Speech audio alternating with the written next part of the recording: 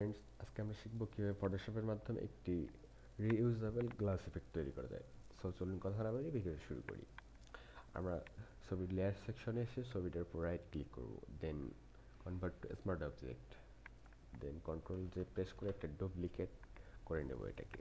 দেন এটাকে ব্লার করতে হবে। ব্লার করার জন্য অবশ্যই ফিল্টার মেনুতে আসতে হবে, ফিল্টার, ব্লার, গসিয়ান ব্লার। আমরা এটাকে 10 আছে 10 রাখতেছি, দেন ওকে প্রেস করব। দেন আমরা একটা রেক্ট্যাঙ্গেল টুল নেব।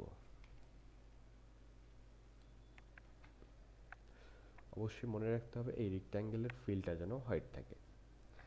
দেন এটাকে আমরা রেডিয়াসটা একটু বাড়িয়ে নেব, 10 রাখতেছি, ওকে। দেন আমরা কন্ট্রোল চেপে ধরে এটাকে এই লেয়ারের উপর ছেড়ে দেব।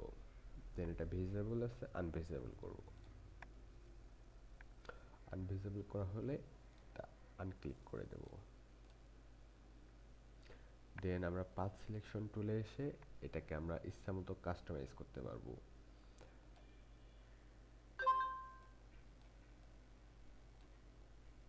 চাইলে এটাকে মুভ করাইতে পারবো।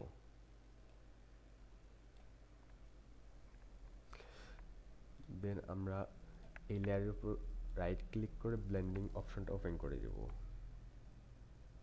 দেন গ্রেডিয়েন্টে আসবো, দেন অবশ্যই এটা নেব।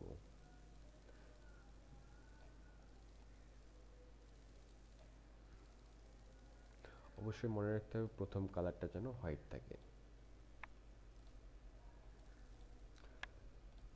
তারপর আবার রাইট ক্লিক করে ব্লেন্ডিং অপশনটা ওপেন করব, দেন স্ট্রোক দিব।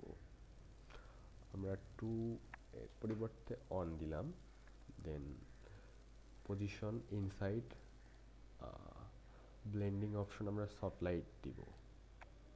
দেন অপাসিটিটা 50% করে দেব। দেন আবার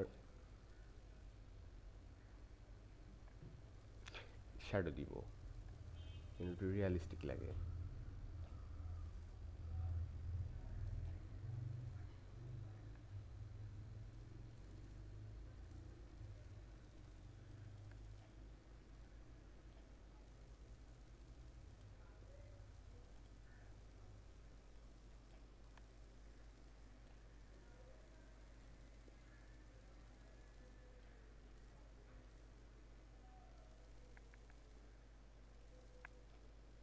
ওকে,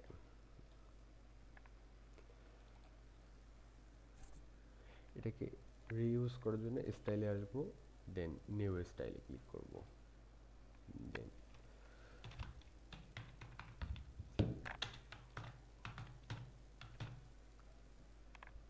এটাকে পরবর্তীতে আমরা ইউজ করতে পারবো।